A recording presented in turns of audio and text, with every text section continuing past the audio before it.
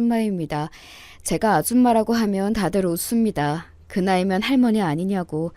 그래도 생각해보세요. 이왕 사는 거 젊은 것이 좋지 않습니까? 저는 한때 삶을 포기하려고 한 적이 있었습니다. 그때 깨달은 것은 힘든 일이 있어도 오래 버티다 보면 좋은 일이 있다는 겁니다. 저한테도 그런 경우가 생겼습니다. 전래동화 은혜 갚은 까치 이야기와 비슷하더군요. 학교 다닐 때 읽은 전래동화가 제 인생의 전환점이 되었습니다. 아시다시피 한 선비가 구렁이에게 까치의 목숨을 구해주니 나중에 선비가 구렁이에게 물릴 뻔하자 까치가 자기의 목숨 바쳐 구해준다는 내용이잖아요. 옛날이나 지금이나 각박한 세상에 남이 도와줬다고 그 도움을 잊지 않고 갚기란 정말 어려운 일이기에 이야기가 만들어진 모양입니다. 살다 보니 저에게도 까치가 나타났습니다. 신기하고 반갑기도 해서 여기다가 사연을 올려봅니다. 제 인생 참으로 기구했습니다. 박복하고 한많은 저는 도대체 왜 태어났을까 이렇게 생각한 적이 많았습니다. 어떤 영화나 소설 속에서도 없는 주인공이 바로 접니다. 부모 복이 없으면 남편 복도 자식 복도 없다고 하던데 그래서 그런가요? 아버지가 일찍 죽자 남편도 아들도 다 떠났습니다. 말이 안 된다고 할지도 모르겠네요. 눈물이 왈칵 솟지만 꾹 참고 이야기를 시작하겠습니다. 저는 양복집 첫째 딸로 태어났습니다. 첫 시작은 나쁘지 않았습니다. 마흔에 늦장가를 간 아버지는 동네방네 저를 얻었다고 자랑을 그렇게 하셨다고 해요. 딸이든 아들이든 자손이 태어난 것이 기뻤답니다. 병신인 줄 알았는데 애를 낳는구먼. 농담 반 진담 반 모진 소리에도 아버지는 계속 웃으셨답니다. 제 아버지는 소아마비로 다리 장애를 갖고 있어 어릴 때 무수히 놀림을 받았다고 합니다. 그러다 동네 주인의 주선으로 10몇 살이나 어린 제 엄마와 결혼하셨죠. 어머니도 어린 시절 천연두를 심하게 앓아 얼굴이 이리저리 패인 자국이 있었습니다. 그래서 곰보라는 놀림을 많이 받았다고 해요. 그런 두 사람은 서로의 아픈 마음을 달래주듯 혼인했고 1년 만에 제가 태어났습니다. 첫 아이는 딸이 좋지. 그럼. 제가 1살이 되던 해 3일간이나 동네 잔치를 벌이셨어요. 저를 안고 이리저리 사람들 사이를 돌아다니며 자랑하고 다녔다는데 어머니는 죽을 때까지 그날 이야기를 하셨어요. 다리가 불편해서 잘 안 나가는 양반이 너를 업고 온 동네를 다녔댔어. 장애가 있었지만 아버진 손재주 하나는 탁월했습니다. 해방 전에는 일본 양복쟁이 밑에서 허드렛일 하며 곁눈질로 기술을 익히셨대요. 그 후에는 기술도 배워 양복 가봉도 하고 재단도 하다가 이윽고 양복 한 벌 뽑아낼 수 있었다고 합니다. 이렇게 악착같이 돈을 모아 나이 40에 가게도 차리고 아내도 얻었다고 했어요. 그러면 뭐합니까? 갑자기 큰 병을 얻어 1년을 앓다가 돌아가셨습니다. 병원에 가봐도 손을 쓸 수가 없다고 했대요. 지금 생각하면 말게 암인 것 같았어요. 엄마는 가망 없다는 말에도 포기하지 않았습니다. 조금이라도 효험이 있다면 약초든 뭐든 가져와 아버지께 드렸습니다. 엄마는 외삼촌 손에 컸기 때문에 아버지 없는 서름, 부모 없는 마음을 잘 알았다고 해요. 결국 아버지는 눈을 뜬 채 돌아가셨다고 합니다. 아장아장 걷는 어린 딸과 갓난쟁이 아들이 있는 엄마는 과부팔자를 원망하며 그렇게 몇 달을 울고불고 지냈다고 해요. 있는 돈 없는 돈 아버지 병안에 다 쓰고 나니 가게만이 남았더랍니다. 어릴 때부터 공보 자국 때문에 사람들 앞에 나서는 일을 극히 싫어하던 엄마는 동생을 업고 제 손을 잡고 무엇이든지 해야 했습니다. 하지만 밤이면 밤마다 자는 애들만 껴안고 울었다고 합니다. 우물에 뛰어들까도 생각하고 확 목맬까 아니면 애들만 두고 도망을 갈까 별별 생각했지만 그래도 새근새근 자는 동생과 아무것도 모르고 방긋방긋 웃는 저를 보고 모진 생각을 접었다고 했습니다. 그 당시 사는 게 다들 힘들었지만 애 둘 딸린 과부한테는 더 많은 시련이 올 수밖에 없는 냉혹한 현실이 엄마를 기다리고 있었다고 해요. 쌀독에 쌀이 떨어지고 간장, 된장마저 바닥을 드러내고 추워도 뗄 나무 조각도 없으니 정신이 아득해졌답니다. 애들을 보육원에 맡기고 너만 다시 오면 받아주고 새로 시집도 보내주겠다는 외삼촌 말도 듣지 않았답니다. 저희 부모님은 전쟁 때 가족을 잃어버렸기에 친인척이 거의 없었다고 합니다. 아버지는 바느질을 잘했지만 어머니는 음식 솜씨가 좋았습니다. 그래서 주변에다가 돈을 빌려 양복점 간판을 떼고 곰복 칼국수라고 불리는 국수집을 시작했습니다. 어린애들이 있는 여자가 할 수 있는 일은 그뿐이라고 엄마는 생각했대요. 아버지 가게에 있던 책상과 의자를 두고 집 부엌에서 가마솥에 멸치를 우려 호박이랑 양파, 간장 등 넣어 끓인 칼국수였습니다. 밀가루 반죽이 중요하니 큰 시장에 가서 미군 군용 부대에서 나온 밀가루 자루를 이고 와서는 팔이 부러질 듯 반죽을 쳐대던 어머니의 고단한 노동을 보고 저는 자랐습니다. 어린 남동생 대신 엄마 심부름을 참으로 많이 했죠. 서당계 3년이며 풍어를 노래할 수 있듯이 저도 꽤 국수를 끓여냈습니다. 곰보 칼국수는 동네에서 아름아름 입소문이 나서 사람들이 먹으러 올 정도였고 저희 세 식구도 굶어서 죽진 않았습니다. 하지만 어느 날 엄마는 더 이상 팔이 안 올라간다고 하시더군요. 50견이 일찍 찾아온 모양이었습니다. 그렇게 10년 이상 밀가루 반죽을 만들고 칼로 썰어대며 국수를 만드니 당연한 일이었습니다. 네가 도와라. 어쩔 수 없다. 동생 학교는 가야잖아. 저는 그때 중학교 졸업을 하고 1년간 집에서 엄마를 도왔습니다. 딸로 태어난 숙명인가 싶었습니다. 공부도 곧잘 했던 저는 교사가 되고 싶은 꿈을 접어야 했습니다. 넌 중학교라도 나왔으니 일단 됐다 라고 하던 엄마가 원망스러웠습니다. 동생은 아직 중학교 입학 전이라 제가 일을 도맡아 하다시피 했어요. 남동생은 중학교 교복 입고 저는 고등학교도 못 간 채 밀가루나 뒤집어 쓰고 있자니 속이 상해 죽을 맛이었습니다. 그렇다고 반항하자니 엄마가 힘든 게 뻔한데 어쩔 도리가 없었어요. 사춘기 반항을 속으로 삭히고 삭혔어요. 나도 학교 가고 싶다, 일하기 싫다 매일 속으로 외쳐봤지만 어쩌겠어요. 내가 그렇게 태어난 것을요. 속에 맺힌 것이 있어서 그럴까요? 반항이 다른 쪽으로 향하게 되었답니다. 18인가 손님으로 점점 붐비는 칼국수집에서 저는 그때 한 남자와 눈이 맞았습니다. 칼국수랑 김치는 짝꿍이듯이 저희 가게에 무며 배추 같은 채소를 가져다주는 청년이었습니다. 제법 큰 시장가 골목 끝에 있는 식품점 배달꾼 오빠와 오다 가다 눈인사하던 사이가 어느덧 빵집에서 단팥빵을 나눠 먹는 사이가 되었습니다. 엄마 말대로 얌전하게 있다가 시집이나 가면 좋겠지만 저는 그러지 못했습니다. 덜컥 애가 생긴 것이었어요. 매일 갇혀서 칼국수 반죽이나 하던 제가 그 채소 가게 오빠가 자기 집에 가자는 바람에 그렇게 되었답니다. 억지로는 아니고요.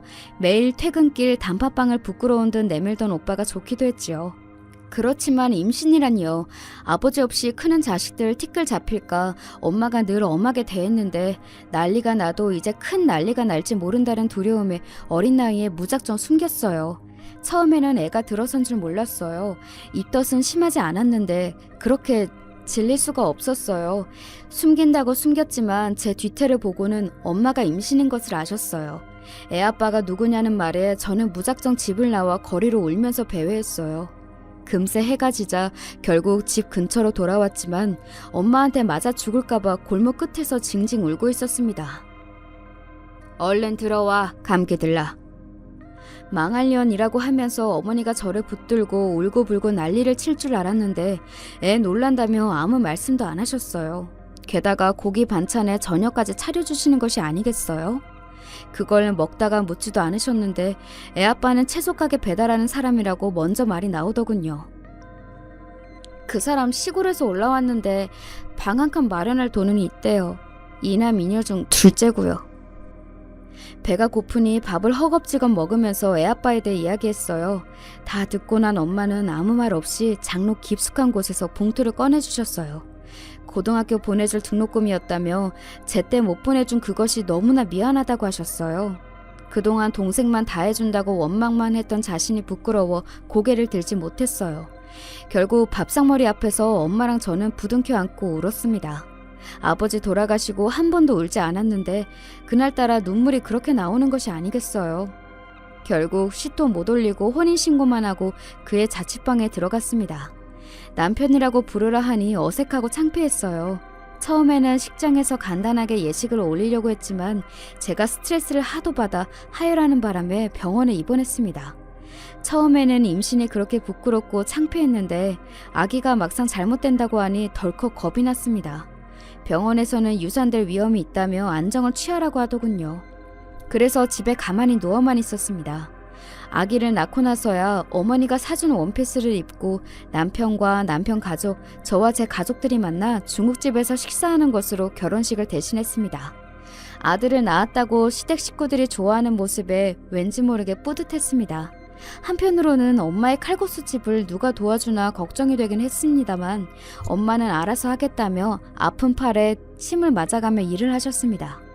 신기하게도 그렇게 하기 싫던 부엌 일도 온전히 제 살림이라고 생각하니 나름 할만했습니다. 특히 눈에 넣어도 아프지 않을 제 아이를 기르고 남편한테 내조하는 것이 즐겁기도 했습니다. 하지만 이런 순간도 잠깐이었습니다. 남편은 결혼하자 자신이 직접 채소 도매업에 뛰어들었고 주변 가게에 채소를 고정적으로 납품까지 했습니다. 돈벌이가 어느 정도 안정이 되었지만 결혼 전에 죽어도 몰랐던 습관으로 자주 부딪혔습니다. 원수 같은 술, 바로 그놈의 술이었습니다. 폭력적으로 변하는 건 아니지만 늘 인사불성이 되어 집에 기어들어 오더군요. 술하고 결혼하지 왜 나하고 했어? 술은 애를 못 낳잖아. 단팥빵에 우유는 어떻게 사줬니? 막걸리에 파전 먹고 싶어서 어떻게 참았냐고. 꽃이라면 뭔들 못하냐. 나 산다. 술을 물처럼 마시는 남편은 막을 도리가 없었습니다. 아들이 5살 무렵 결국 일이 터졌습니다. 남편이 술을 먹고 인사불성으로 육교를 건너다 그대로 추락한 것입니다. 병원에서 일주일간 사경을 헤매다 그만 가버렸습니다. 장맛비가 주룩주룩 내리던 날이었습니다. 병원 장례식장, 저는 넋을 놓고 앉아 있었습니다. 헐레벌떡 시골에서 올라온 시댁 식구들도 망연자실이었습니다. 술이 원수다, 술이 원수야 하며 바닥을 치며 통곡하는 시어머니를 그대로 보고만 있었습니다. 그러니 친정엄마는 병원 앞에서 그 비를 다 맞고 들어오지도 못하셨어요.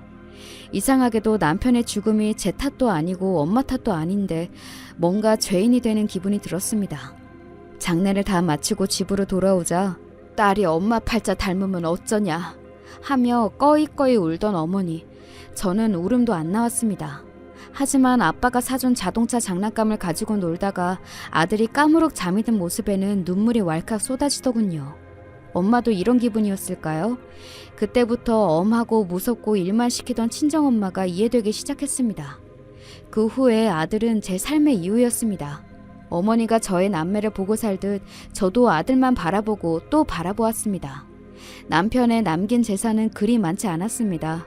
술 먹는데 쓴 건지 아니면 제가 잘 번다고 착각을 한 건지 아무튼 저도 일을 해야 했습니다. 그래서 엄마와 함께 다시 칼국수를 끓이기 시작했습니다. 엄마의 곰보 칼국수 간판을 제 아들 이름을 넣은 칼국수집으로 바뀌고 말았습니다. 그 무렵 남동생도 대학은 마치고 외국 계열 회사에 입학했습니다. 없는 돈에 대학도 보내고 유학까지 시킨 것이 허사는 아니었습니다. 그동안 고생한 엄마를 모시고 미국에서 살겠다는 동생. 하지만 엄마는 한사코 거절했습니다. 남의 나라 말도 모르는데 답답해서 싫다고 하셨습니다. 동생은 고민 끝에 저에게 엄마를 맡기고 먼 길을 떠났습니다. 제가 보기엔 예정된 결과로 보였습니다. 비행기 한 번 안 타본 엄마가 외국에 가서 산다고 하지 않을 것이 뻔했습니다. 평생 동생은 자신한테 많은 기대를 하는 엄마가 부담스러워 보였습니다. 저는 제가 엄마 잘 모시겠으니 가서 잘 살라고 동생 손을 잡아주었습니다. 그렇게 동생은 뒤도 돌아보지 않고 미국으로 떠났고 저는 엄마와 아들과 함께 칼국수를 끓이며 살아가게 되었습니다. 저는 국수를 썰면 아들은 옆에서 공부하고 엄마는 그런 저희를 바라보았습니다. 그렇게 세 사람은 가족이 되어 한 집에서 살게 되었습니다. 동생이 간간히 엄마 앞으로 돈을 보냈지만 거기서 결혼하자 보내는 액수도 줄어들었습니다. 결국 엄마와 저는 악착같이 밀가루 반죽 쳐댔습니다. 그렇게 돈도 모으고 집도 월세에서 전세로 그리고 18평의 작은 아파트까지 마련하게 되었습니다. 말이니까 쉽지 그동안의 일은 말도 다 하지 못합니다. 가게에 불이 나서 입은 옷만 걸치고 나온 적도 있었고 손님들이 술 먹고 저한테 수작질을 거는 것도 예사였습니다. 물난리가 나기도 하고 팔이 너무 아파 휴업은 한 적도 있었습니다. 하지만 사람들이 저희 칼국수를 먹겠다고 골목을 가득 메우기도 했습니다. 세월은 힘들지만 흘러가긴 했습니다. 아들이 없었다면 버티지 못하고 삶을 포기했겠죠. 칼국수 집이 어느 정도 안정을 되찾고 벌이도 괜찮은 무렵 돈이 있다는 소문이 났는지 사기꾼들이 모여들었습니다. 어디에 땅을 사라, 가게 분점을 내라, 돈 빌려달라 유혹도 있었지만 전 아들 대학 보내고 좋은 직장 구해서 장가갈 때까지 다른 곳도 보지 않고 칼국수집을 묵묵히 하기로 했습니다. 그리고 엄마랑 여행을 떠날 계획도 세워보았습니다. 동생 집도 가보고 두루두루 세상 구경을 할 요량으로 말입니다. 어서 아들이 자라서 사회인으로 제 몫을 할 날만 기다렸습니다. 술 먹고 죽은 남편 앞에 너 그렇게 가도 나 아들 잘 키웠다라고 저승에 가서 소리칠 수 있을 것 같았습니다. 다행스럽게도 아들은 술도 안 먹고 반항도 안 하는 착한 모범생이었습니다. 공부도 잘해서 좋은 대학을 한 번에 떡 붙으니 그동안의 고생은 눈녹듯 사라지고 제가 다 자랑스럽기까지 했습니다. 아들의 입학식을 보고 와서는 엄마에게 세계 여행을 가자고 말했습니다. 아들만 자리 잡으면 말이죠. 그때는 칼국수고 뭐고 다 던져버리고 훨훨 날아가야지 하고 다짐했기 때문입니다. 엄마는 좋다고 고개를 끄덕이셨습니다. 솔직히 엄마가 많이 약해져 있어 시간이 많이 남아있지 않다는 생각이 들었습니다. 그렇게 시간이 지나고 아들은 군대로 다녀오고 대학을 졸업하고도 직장을 구하지 않았습니다. 구직이 어려워서 그런가 싶었지만 저는 아무 말도 못하고 기다리기만 했습니다. 그런데 아들이 갑자기 폭탄 선언을 하더군요. 엄마, 저 영화합니다. 아직 시나리오로 쓰고는 있는데 시간이 걸려요. 갑자기 뜬금없는 소리에 전 당황했습니다. 삼촌처럼 좋은 직장에 다니겠지 싶었는데 갑자기 영화라니? 그 말에 저는 하늘이 무너지는 것 같았습니다. 아니, 무슨 경영학과 나와서 영화를 한다고 그래, 어? 하고 싶은 일을 하면서 살고 싶어요. 그럼 회사 다니면서 영화 하던지 취미로 하는 거지. 그런 영화를 누가 봐요? 엄마도 취미로 칼국수 끓이면 먹으러 옵니까? 뭐? 영화 하면 돈 벌 수 있어? 아니잖아. 세상에 돈이면 다 되는 게 아니에요. 아니, 돈이 없으면 아무것도 안 돼. 너 대학 나온 것도 밥 먹고 사는 것도 네 방에 가득 찬 책도 다 돈으로 산 거지.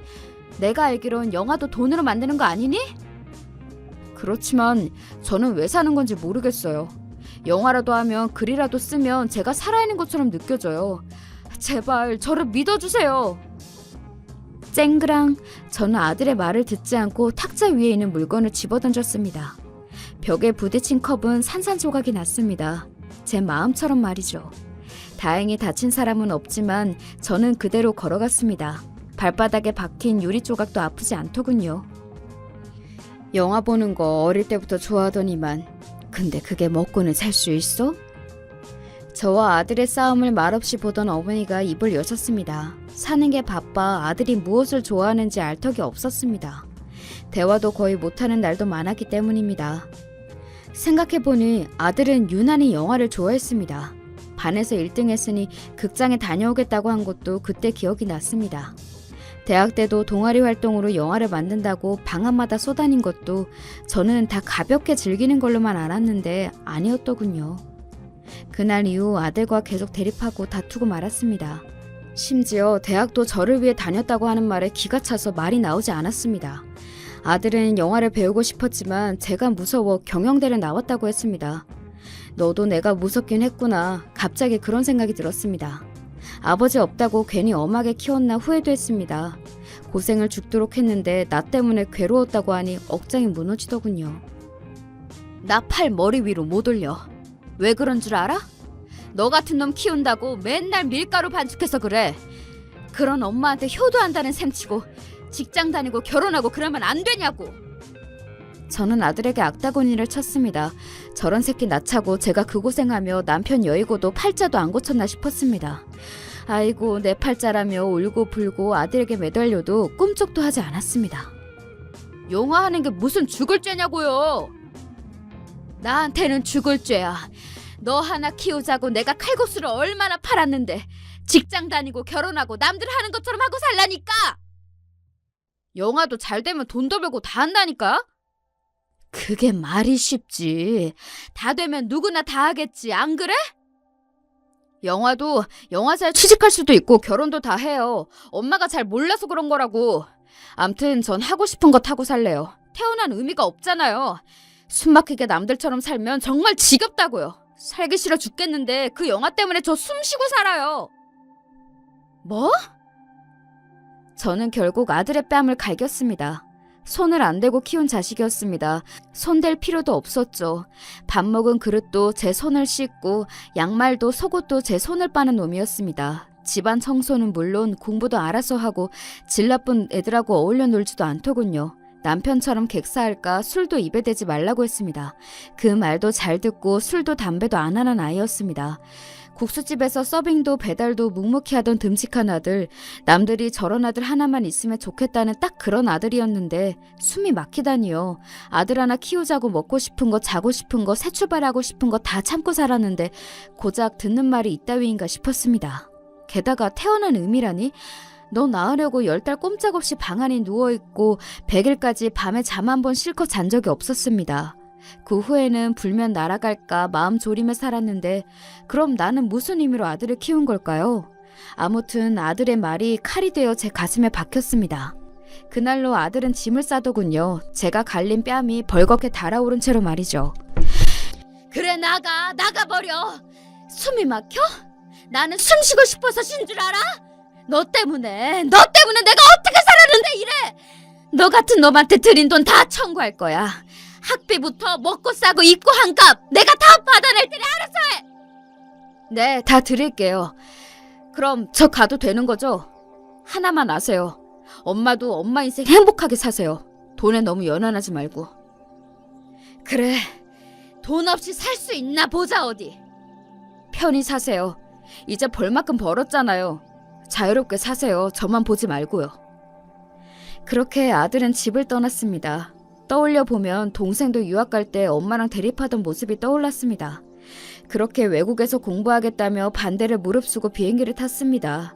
동생도 숨이 막혀 유학과 이민을 택했을까요? 너 하나 때문에 산다. 너밖에 없다. 엄마도 늘 그렇게 동생에게 말했습니다. 저도 아들한테 그렇게 의존했을지 모를 일입니다.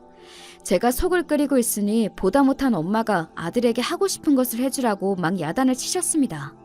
나쁜 짓을 하겠다는 것도 아니고 제 꿈을 위해 살겠다는 것을 막을 수 없다면서요. 암요, 저도 압니다. 영화가 무슨 죄도 아니고 잘 되면 돈도 버는 것 압니다. 영화를 한다고 해서 미운 것이 아니었습니다. 갑자기 평소에 잘하다가 갑자기 뒤통수를 치는 것이 꼭 지 아빠 같아 더 싫었습니다. 술을 그렇게 마시는 줄 알았으면 만나지 않았을 것을 괜히 더 아들이 미웠습니다. 처음부터 막대먹은 놈이었다면 이렇게 실망도 하지 않았을 겁니다. 얌전한 고양이 부뚜막에 올라간다고 나이 30 가까이 돼서 반항하며 저보고 어쩌라고. 하긴 저도 결혼 전부터 애 낳고 난리를 쳐서 엄마 가슴에 못을 박았는데 그때는 그런 것도 생각이 안 났습니다. 아들에 대한 미움이, 죽은 남편한테 원망이 부모에게 쏠렸어요. 그렇게 허망하게 죽을 거면 아버지 장가도 가지 말고 나를 낳지도 말고 이런 식으로 커지더군요. 몇 달이 흘러도 아들은 연락이 없었습니다. 저도 전화도 받지 않겠다 했지만 자식 이기는 부모 없듯이 걱정이 되었습니다. 돈도 한 푼도 안 들고 나갔는데 밥은 먹는지 아픈 데는 없는지 선뜻 연락하기 어려웠습니다. 품 안에 있을 때는 어떤 말이라도 했는데 말이죠. 엄마는 나중에 후회하니 아들한테 먼저 연락하라고 했지만 그러면 영화를 인정하는 것 같아 연락하기 어려웠습니다. 시간이 흘러 김장김치를 버무리고 있을 때 경찰서에서 전화가 왔습니다. 아들 이름을 대면서 지금 병원으로 오라는 겁니다. 저는 벌건 손을 대충 닫고 헐레벌떡 뛰어갔습니다. 시체 안치소 같은 곳에서 아들을 보여주더군요. 피투성이지만 제 아들이 맞았습니다. 지나가던 행인이 갑자기 칼을 들고 사람들을 찌르는 묻지마 살인이라고 했습니다. 도대체 제 아들이 무슨 잘못을 했다고 그러는지 저는 묻고 싶었습니다. 그동안 엄마 눈치 보느라 마음대로 살지도 못한 아들이었는데 지금부터 자기 삶을 살겠다고 나가는데 말입니다. 하필 하고 많은 사람 중에 내 아들일까? 저는 그만 병원에서 까무러치고 말았습니다. 내가 내쫓지만 않았어도 일이 되진 않았을까요? 제 탓 같았습니다. 그 후에 고통스러운 시간을 어떻게 보냈는지 기억도 나지 않았습니다. 낯선 곳에서, 그것도 다른 사람의 손으로, 얼마나 아프고 무서웠을까요? 그렇게 저 세상을 간 아들, 저도 함께 가겠다며 약을 털어먹으려는 순간 아들의 짐을 정리해달라는 연락이 왔습니다. 아들이 묵고 있던 고시원 주인이었습니다. 저는 처음으로 작은 방이 다닥다닥 모여있는 고시원에 가보았습니다. 아들 같은 젊은 사람도 꽤 많이 있더군요. 아들이 있던 방에는 옷가지 몇 벌과 노트북이나 그 밖의 생필품이 전부였습니다. 손때가 묻은 그 물건들을 집으로 가져왔습니다. 엄마는 그런 물건을 버려야 애가 좋은 데로 간다며 한사코 불에 태우라고 했지만 노트북은 그러지 않았습니다. 노트북이 뭔지 몰랐던 저는 그 안에 무엇이 있는지 궁금했습니다. 아들이 하고 싶은 것이 무엇인지 알고 싶다는 생각에서 말입니다. 하지만 펼쳐봐도 작동법을 모르니 장롱 깊숙한 곳에 넣어두었습니다. 그래 아들아, 해보고 싶은 거 다 해봐. 왜 그렇게 말을 못 해줬을까요? 이제와 매일 엄마는 아들이 죽고 난 뒤에 울고 있는 것이 전부였습니다. 게다가 저는 또 불효를 저질렀습니다. 엄마는 손자가 죽고 충격도 받으셨고 저도 망가지고 있으니 여러 충격 때문인지 정신을 놓고 말았습니다. 치매라고 판정을 받으시니 저는 나락으로 떨어지는 기분이었습니다. 저라도 정신적으로 힘들지 않았다면 곁에서 모셨을 것을 어쩔 수 없이 요양원으로 가셨습니다. 끝까지 모시지 못해 억장이 무너졌습니다. 죽으려고 했던 결심을 바꾸기로 했습니다. 제가 건강해져야 엄마와 함께 살 수 있으니까요. 저는 그 길로 칼국수 집을 팔아버리기로 결심했습니다.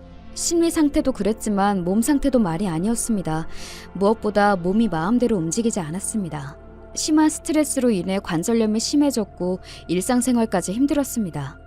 입원과 퇴원을 반복한 후에는 저는 칼국수집을 처분하고 그 땅 위에 건물을 올렸습니다. 그 당시 유행하는 원룸이 있는 빌라로 만들었습니다. 원룸에서 나오는 월세로 생활하려고 시작한 일이었습니다.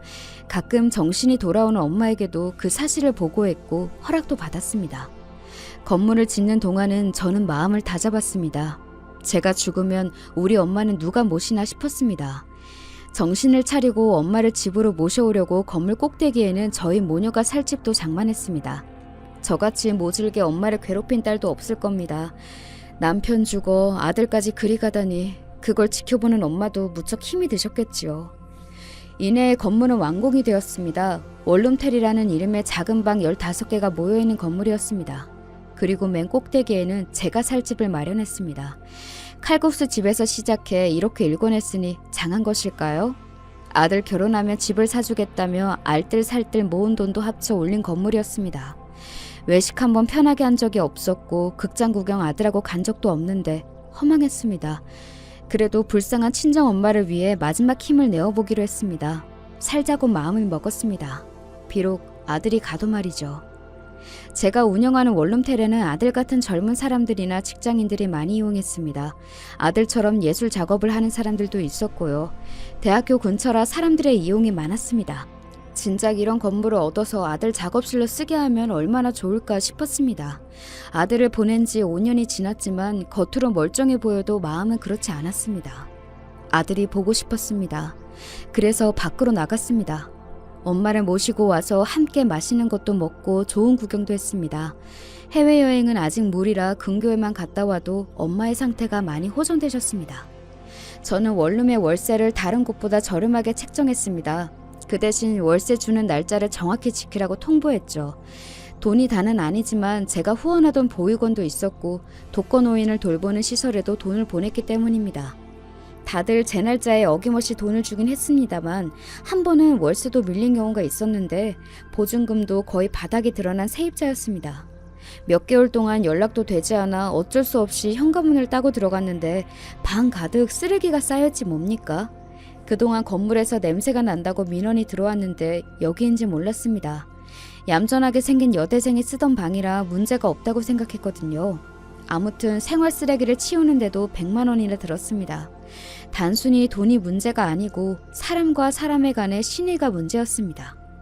그 후에는 사람들을 들이는데 신중하게 고민했습니다. 직업이 무엇인지 학교는 어디인지 신뢰를 무릅쓰고 물어보게 되었습니다. 그러다 한 청년을 알게 되었습니다. 영화를 만든다는 사람이었습니다. 죽은 아들의 모습이 투영되더군요. 나이도 어리지만 체형도 비슷해서 계약서를 쓰는데 아들이 아닌가 싶었습니다. 그렇다고 티를 내지 않았습니다. 늙은 여자가 주책 부린다고 생각할 수도 있으니까요. 팔이 안으로 굽는다고 할까요? 아들하고 비슷하게 생겨서 월세가 두어 달 밀려도 봐주는 일이 가끔 있었습니다. 그 후에 가끔 집 밖에서 보면 살이 빠져있고 축 처진 모습을 보게 되었습니다. 그러고는 몇 달째 월세가 밀리더니 연락이 되지 않더군요. 이번에는 쓰레기 같은 문제가 아닌 것 같았습니다. 저는 불길한 기분에 사로잡혔습니다. 안 좋은 일을 여러 번 겪어서 그런가요? 섬뜩한 기분이었습니다. 문을 얼마나 두드렸는지 다른 세입자들이 모여 복도에서 웅성거렸습니다. 문 열어! 저는 계속 외쳤습니다. 분명 방 안에서 무슨 일이 생긴 것이 분명했습니다. 답이 없길래 경찰관을 부르려고 하니 순간 현관문이 열렸습니다. 청년의 몰골은 형편없었습니다. 무슨 일이냐며 힘없이 묻는 청년 뒤로 소주병 위에 이름 모를 약병들이 바닥에 흩어져 있더군요. 죽으려고 했던 모양으로 보였습니다. 저는 방으로 성큼 걸어가서 창문을 열었습니다. 냉장고를 열어보니 아무것도 없었습니다. 집으로 올라가 시원한 보리차를 한 잔 가지고 왔습니다. 청년에게 내미니 벌컥벌컥 마시더군요. 나도 잘 알아. 죽으려고 했거든. 근데 수면제 많이 먹는다고 죽지도 않는 사람도 있다던데. 뭔지 모르지만 살아봐. 나도 사는데 자네가 왜 못 살아? 사장님이야 걱정 없으시잖아요. 돈 걱정이요. 돈이면 다냐? 하긴 돈 없는데 돈이 전부지. 돈이 없으면 정말 돈밖에 안 보여. 그래, 난 걱정 없어. 남편이 있나 자식이 있나 꿈이 있나 희망이 있나 아무것도 없고 돈만 있는데 좋겠지? 그래도 하나도 있으시네요. 이 와중에 농담을? 화를 내려다 한숨을 길게 쉬는 청년의 슬픈 눈을 바라다 보았습니다. 어쭈 농담이 나오니? 죽으려고 했던 사람 맞아? 그러자 청년은 이내 엷은 미소를 보였습니다. 바닥에 흩어진 술병이나 약병을 정리하기 시작하더군요. 저는 힘없는 청년의 뒷모습에서 자꾸 아들이 아른거렸습니다. 사장님, 월세 못 드려서 죄송해요. 보증금도 거의 바닥인데 드릴 수가 없네요. 그래서 죽으려고 한 거야? 월세 때문에? 미쳤네, 미쳤어. 네, 미친 거 맞죠. 미쳤습니다. 왜, 무슨 일인데? 영화가 그렇게 힘들어? 돈도 없는데 미쳤다고 영화를 한다고 했는지 모르겠어요. 아버지도 아프시고 동생도 있는데 무슨 영화를 한다고 미친 것이 틀림없어요. 그러니 천벌을 받죠. 옅은 미소는 이내 울먹이는 울음으로 바뀌었습니다. 듣자니 함께 영화를 만들자고 몇 군데서 출자금을 모았는데 조감독이란 사람이 그걸 들고 도망을 갔답니다. 몇 천도 아니고 1억을 말입니다. 당장 빌릴 데도 없고 메꿀 자금도 없고 영화를 안 만들면 오히려 자신도 책임을 져야 하니 오늘 밤 죽겠다고 술 마시고 수면제를 먹으려고 할 때 제가 그렇게 문을 두드렸다고 합니다. 그래서 어쩔 거야? 나 가면 다시 약 먹고 확 죽으려고? 그것도 쉽지 않네요. 이왕 이렇게 된 거 살아보려고요. 그래, 잘 생각했어. 근데 월세 안 냈으니까 내가 쫓아내면 그때 또 죽어? 아니요, 악착같이 살아볼게요. 진짜 먹고 죽을 돈도 없어요. 제발 내쫓지 말아주세요. 제가 다시 일어서면 그때 다 갚아드릴게요. 진짜예요. 저 약속 잘 지켜요. 어떻게? 택배하던지 막노동이라도 해야죠. 근데 있을 곳 없으니 당분간 신세지면 안 될까요? 싫어. 뭘 믿고 감히 내 건물에서 죽으려고 한 사람을? 아닙니다. 아니에요. 다신 안 해요. 한 번만 믿어주세요. 청년은 제 앞에 엎드려서 빌었습니다. 청년이 이렇게 나오지 않았다면 방을 빼라고 했을지 모르죠. 집주인 뭔 상관이냐고 당장 나가라고 했다면 어쩔 도리가 없으니까요. 청년은 계속 빌었습니다. 돈 없는 게 무슨 죄도 아니고 일어나 하면서 청년을 일으켰습니다. 그 돈 내가 준다면 어쩔래? 네? 그게 무슨 말씀이세요? 누가 갖고 도망간 돈 준다고. 1억 내가 줄게. 근데 영화가 1억으로 되니? 100억 들인 영화 있다고 텔레비전에서 떠들던데? 그런 영화도 있긴 하죠. 근데 돈을 주신다니요? 사장님 투자하신다는 겁니까? 무슨 투자야. 약 먹고 죽겠다는 사람한테. 그냥 준다고. 줄게. 나 1억 없이도 살아. 네? 그럼 제가 그거 10배로 갚아서 드립니다. 나중에 10억 드린다니까요. 그럴래? 그거 좋겠다.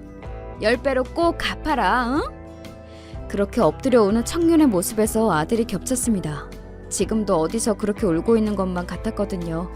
제가 말을 툴툴거리게 해도 저는 청년이 무척 안쓰러웠습니다. 막상 은행에서 청년에게 돈을 주려고 하자 보이스피싱 아니냐며 은행 직원이 물어봤어요. 그만큼 저는 돈을 잘 안 쓰는 사람인데 계좌로 돈을 보내니까 하는 말이었습니다. 무언가에 홀리듯 아들 같다는 그 느낌 하나로 저는 청년에게 돈을 주었습니다. 그 소식을 들은 동네 아는 지인은 그럴 돈 있으면 길거리에서 나눠주라고 하대요. 뭐가 불쌍하냐고 사지 욕심 멀쩡하고 자기가 하고픈 일 하는데, 그 말도 맞지만 괜히 짠하게 마음에 쓰였기 때문이라고 해도 다들 제 마음을 몰라주더군요. 나도 돈 주고 싶어서 줬어. 불쌍해서 준 거 아니야. 나중에 준다잖아. 10억. 얼씨구 돌려주면 내가 장을 지진다 지져. 하긴 저도 그 지인이 다른 사람에게 돈을 1억 줬다고 하면 그렇게 반응할 것이 뻔했습니다. 나중에 돈 벌면 1억 갚으라고 했지만 믿지 않았습니다.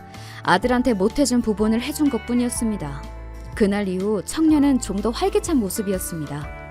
1억도 큰 돈이지만 대부분 영화가 수백억씩 들여서 찍기에 턱없이 적은 액수일지도 모릅니다. 게다가 몇 천만 원 미만으로 영화를 찍는 사람들도 많다고 하더군요. 그렇게 적은 예산으로 영화를 찍는 것이 독립영화라고 하는 것도 청년을 통해 알았습니다.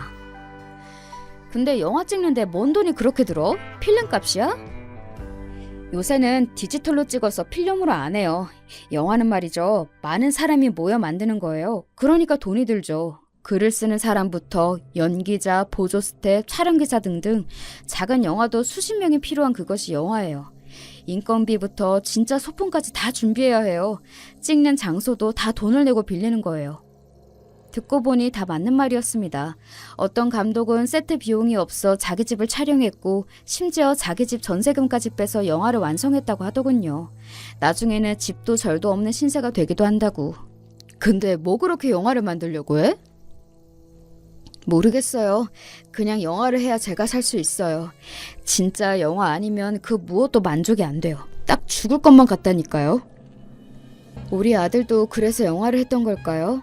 영화는 찍기 전도 오래 걸리지만 다 만들고 나도 할 일이 태산이라고도 했습니다. 그렇구나. 모르는 게 많네 내가. 혹시 노트북 사용하는 것 알려줄래?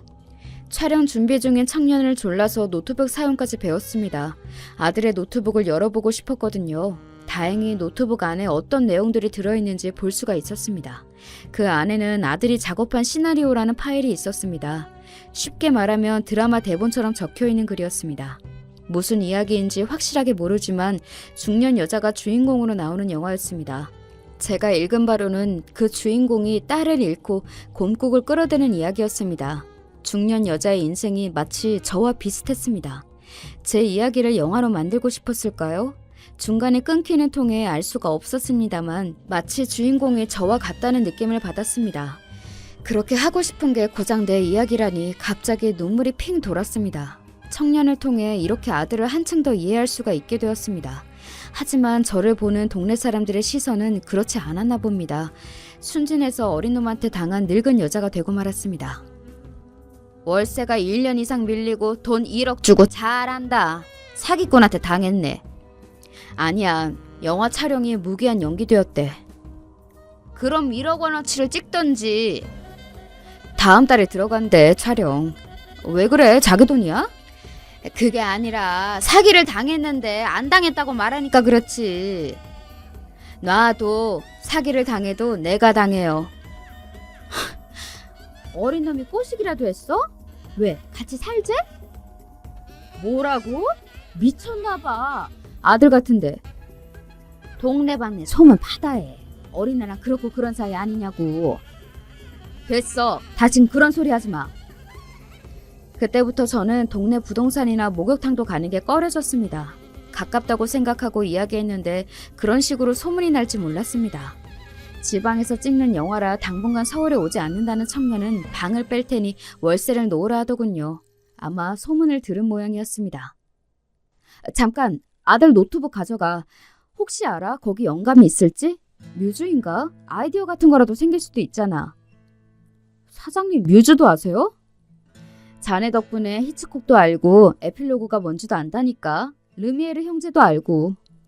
와, 대단하시네요.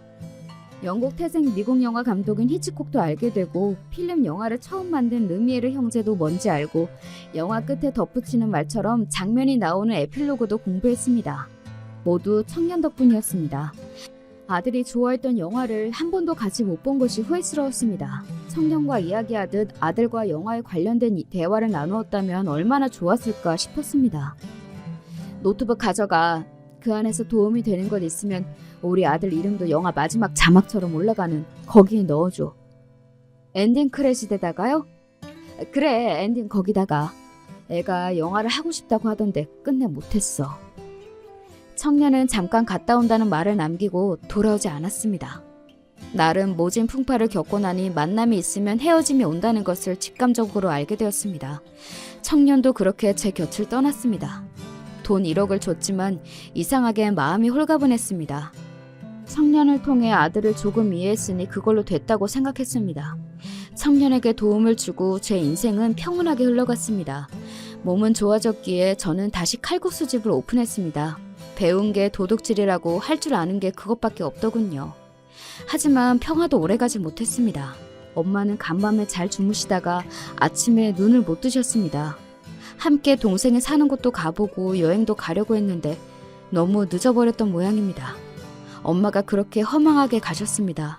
엄마의 방에서 유품을 정리하다가 보니 장롱 깊숙한 곳에서 진통제랑 파스가 그렇게 많이 나왔습니다. 누렇게 뜬 오래된 파스와 먼지가 뽀얀 진통제가 엄마의 인생 같아 보였습니다. 갑자기 돌아가신 탓에 미국에 있는 동생은 장례가 마무리되고 나서 한국에 도착했습니다. 엄마는 돌아가셨지만 동생을 보니 반가웠습니다. 성공했네. 나는 완전 망했다고. 그런 줄 알았으면 나도 칼국수나 하는 건데. 그러나 동생은 그렇지 않은 모양이었습니다. 회사를 나와 사업을 시작했는데 잘 안 되는 모양이었습니다. 저는 건물까지 있는 걸 보자 누나가 더 성공했다며 훌쩍이기 시작했습니다. 돈이 필요하다는 말에 저는 은행으로 달려갔습니다. 정작 제 피부치한테는 무관심했던 저를 탓하면서요. 그게 화근이었을까요? 저는 동생에게 무한정 잘해주기로 마음을 먹었습니다.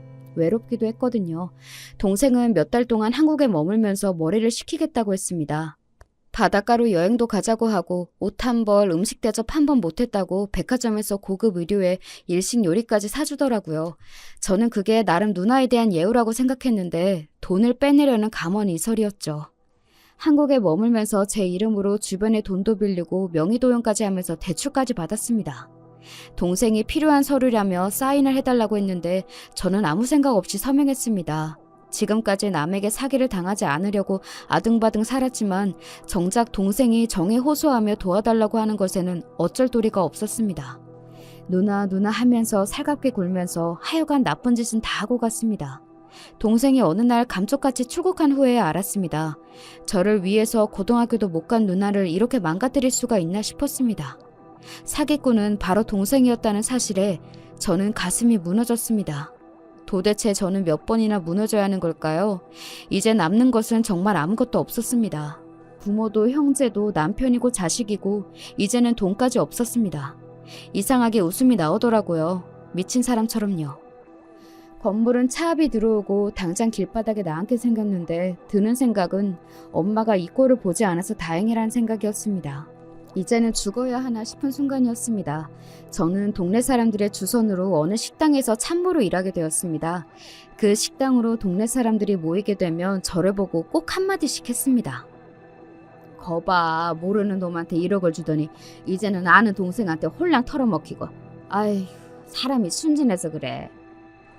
불쌍한 사람이야. 자식도 죽고 얼마나 허망해.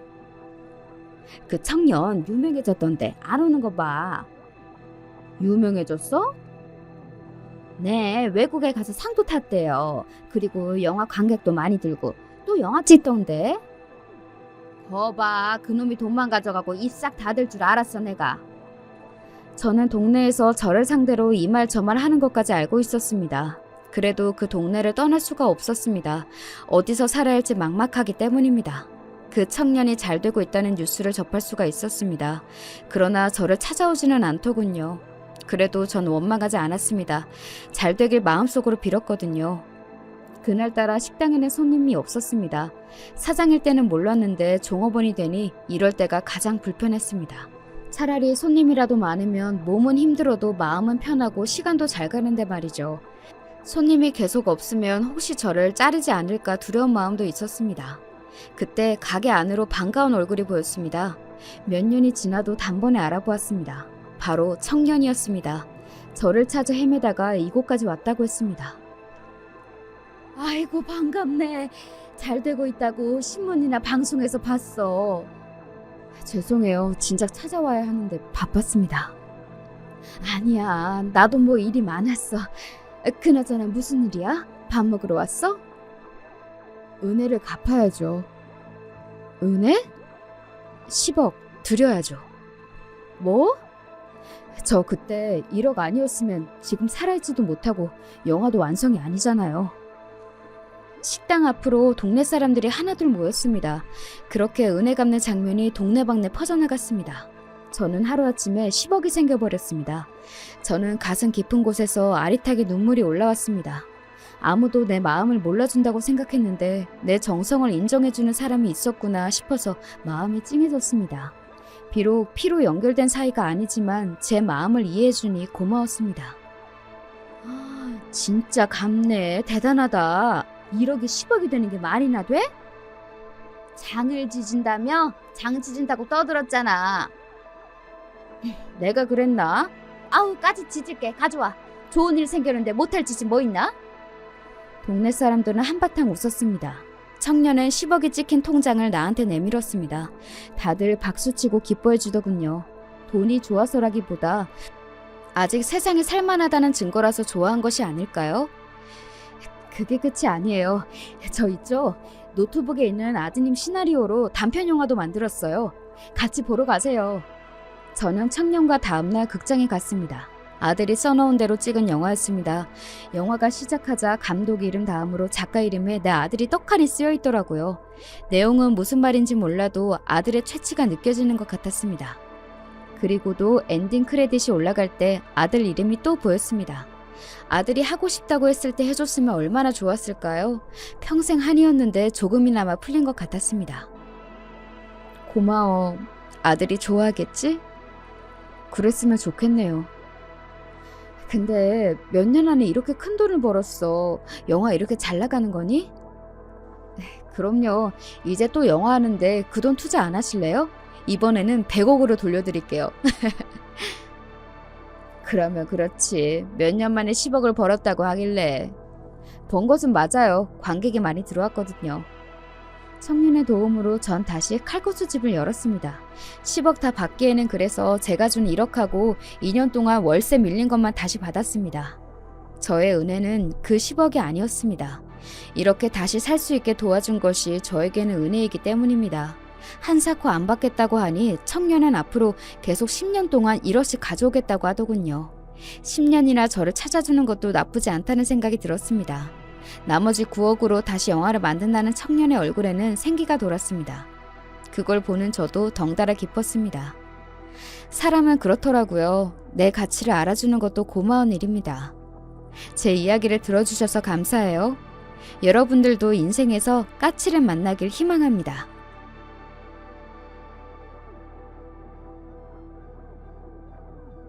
안녕하세요. 함부로 앞일을 장담하면 안 된다고 하더니 그 말이 맞네요. 저는 제가 사연에 빠지다를 매번 즐겨 찾으면서도 설마 하니 직접 사연을 보내는 날이 올 거라곤 상상도 못 해봤거든요. 근데 사람 마음이라는 게 참 웃깁니다. 한번 나도 보내봐 라는 생각이 머릿속에 아주 잠깐 스쳤던 것 뿐인데 그 이후로 그 생각이 자꾸만 피어오르더라고요. 그래서 결국은 나를 잡고 컴퓨터 앞에 이렇게 앉았네요. 사연 쓰는 글 솜씨가 영 자신 없어서 신청은 엄두도 못 내본 저는 중년 나이의 여자랍니다. 지금은 시들시들해졌는데 한동안 제가 열심히 불렸던 별명이 하나 있어요. 그건 바로 한다다인데요. 제 별명이 어째서 한다다가 되었는진 그 기원을 거슬러 가야 알 수 있습니다. 우선 저희 집 소개부터 해야 할 것 같아요. 제 친정은 마치 평범하고 이상적인 대한민국 4인 가족의 표본 같았습니다. 남들보다 조금 늦은 나이에 결혼하시긴 했으나 건실한 가장 역할을 해내셨던 친정아버지 큰일 삼촌께서 투자 사기에 휘말리시기 전까진 아주 유복했던 외가에서 부족함 없이 자라오셨으며 내조의 여왕이었던 친정엄마. 허우대 멀쩡하게 타고 나서 어릴 때부터 친정 부모님의 자랑이었던 친정 오빠. 그리고 애교 많고 활발한 막내딸인 제가 있었죠. 저는 제가 초등학교 때까진 진짜 꿈에도 몰랐어요. 제가 타고난 환경이 얼마나 감사한 것인지 말입니다. 그 시절을 두고두고 감사하게 여기게 될 줄 알았다면 초등학교 시절을 더욱 소중하게 보냈을 거예요. 제가 중학교 1학년 때 친정 아버지께서 갑작스레 폐암 선고를 받으셨고 암투병 생활이 시작됐습니다. 친정 엄마께선 당연하게 병원에 붙어 계셨기 때문에 저하고 오빤 알아서 지내야 했는데요. 바로 이때부터 모든 게 어그러졌어요.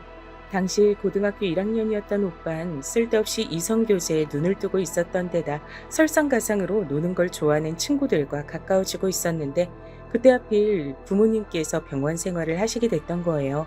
마구 엇나가기 시작했습니다. 오빠가 나중에 스스로 다 망쳐놔서 그렇지 얼굴이 제법 괜찮게 타고난 편이었어요. 그러니 주위에서 얼마나 헛바람을 많이 넣었겠어요. 소위 노는 무리들이 얼굴마담으로 자꾸 오빠를 꼬여냈던 겁니다.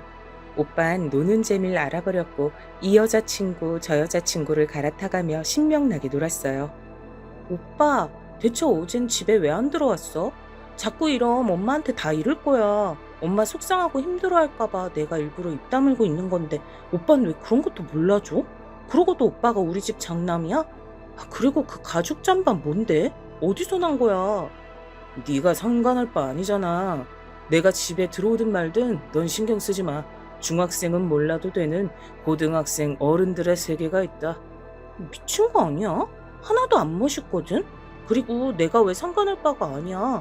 우리 같이 쓰라고 엄마가 집에 두고 간 돈, 그걸 왜 오빠가 혼자 다 가지고 간대?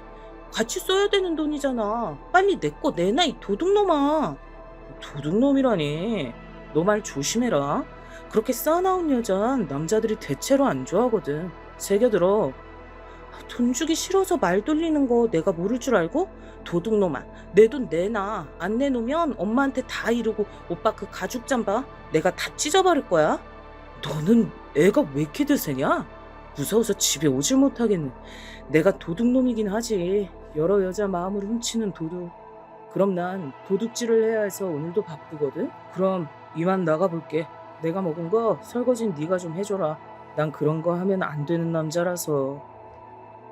친정오빠가 아무래도 미친 게 틀림없다고 생각했었습니다.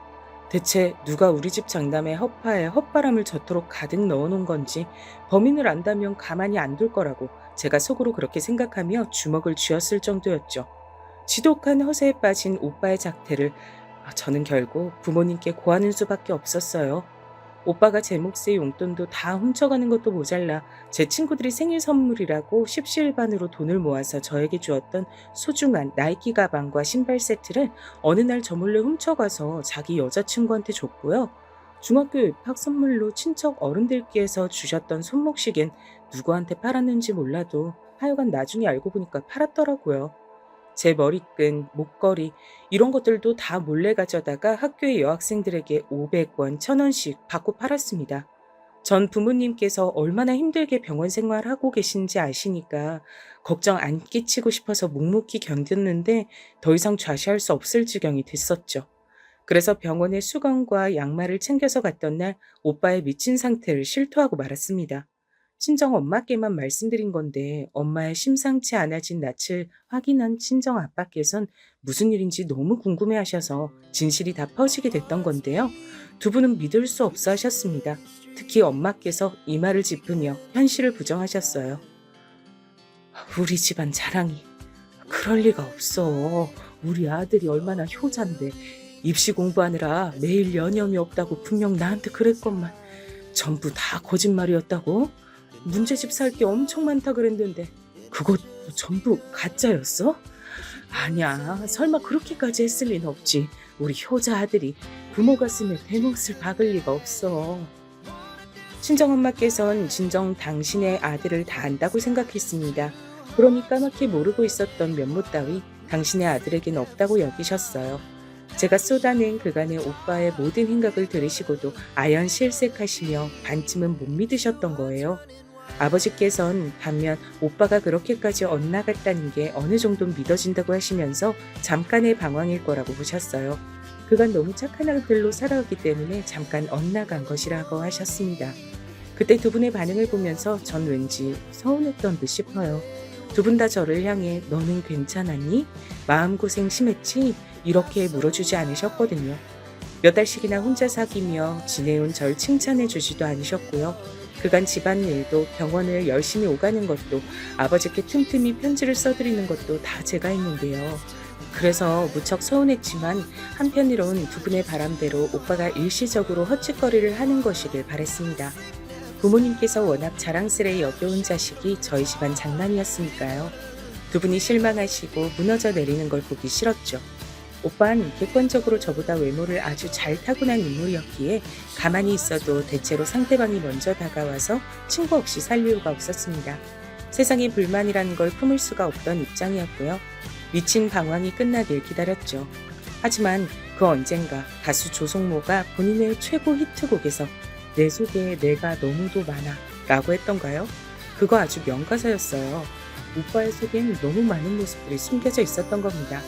부모님께서 자신만만해 하셨던 건 정반대로 전혀 예측할 수 없던 오빠만의 모습이 있었죠. 아버지께서 힘겹게 암과의 사투를 벌여내시고 표현을 하신 뒤 얼마 지나지 않아 엄청난 소식이 있었습니다. 오빠가 한 학년 위의 여학생과 사고를 친 것이었죠. 그 언니의 모친께서 저희 집에 쳐들어오시는 바람에 알게 됐습니다. 고3 수험생을 망쳐놨으니 이걸 어떻게 책임질 거냐고 하시면서 난리를 치셨죠. 당황하신 엄마께서 절대 그럴 리가 없다고 하시자 그분이 열받아서 엄마를 한 대 치시려고 그랬습니다. 제가 달려가서 막았고요. 친정 아버지께선 상황을 보시고 놀라 현기증을 일으키셨어요. 저희 아버지 한강 끝내시고 집에 오신 지 얼마 안 됐어요. 스트레스 받으시면 안 된단 말이에요.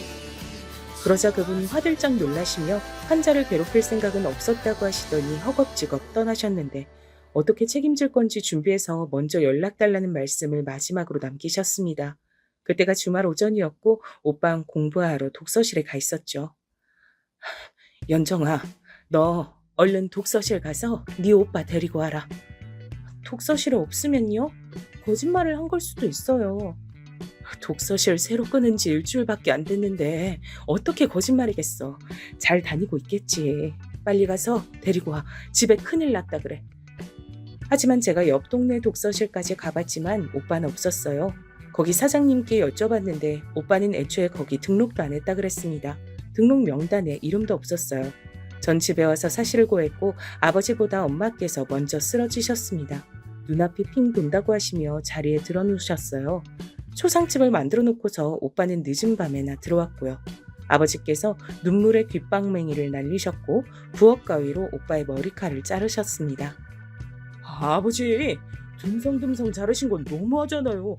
이렇게 못생긴 목을 어떻게 밖을 다니란 거예요? 지나치세요 정말. 나 아버지 아들 안 해요. 친정 아빠께선 울분을 토하시며 잘못보다 한참 부족한 벌을 내리셨건만 친정 오빤 적반하장으로 나왔습니다. 부모님께선 우리 장남에게 악기가 들렸다고 하셨어요. 두 분 다 가슴을 치며 우셨습니다. 부모님 말 맞다나. 진짜 악귀가 들린 걸지도 몰라. 사람이 왜 저렇게 됐담? 내 오빠지만 진짜 사고치는 수준이 이젠 징그러울 정도야. 임신했던 그 고3 언니랑은 이제 어떻게 되는 걸까? 저도 미칠 지경이었죠. 상대 측에선 1,000만 원을 달라고 했습니다. 아버지께서 암에 걸리신 후로 일도 못 나가신 지 오래였고 병원비로 돈도 엄청나게 나갔는데 이제는 현금 1,000만 원을 내놔야 하는 상황이었어요. 저희 남매는 아직 학생이어서 사회인 되려면 한참이었는데 말이죠. 정신이 아득해질더군요. 일단은 500만 원부터 건넸습니다. 잔금은 그 언니가 수술을 받든 자퇴를 하든 하여간 뭔가 최종 결정이 나면 건네기로 했어요. 근데 여기서 대박 사건이 터졌습니다.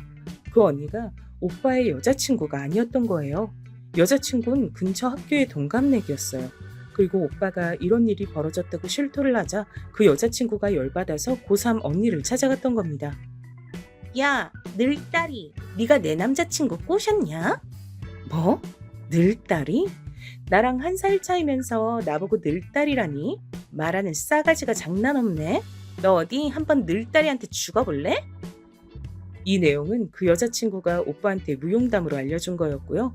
현장에선 무지막지한 육탄전이 벌어졌다고 합니다. 서로 막상막하였다네요. 문제가 있다면 한쪽은 임신한 상태였던 거죠. 그런 상태에서 날뛰었으니 타격을 입었던 겁니다.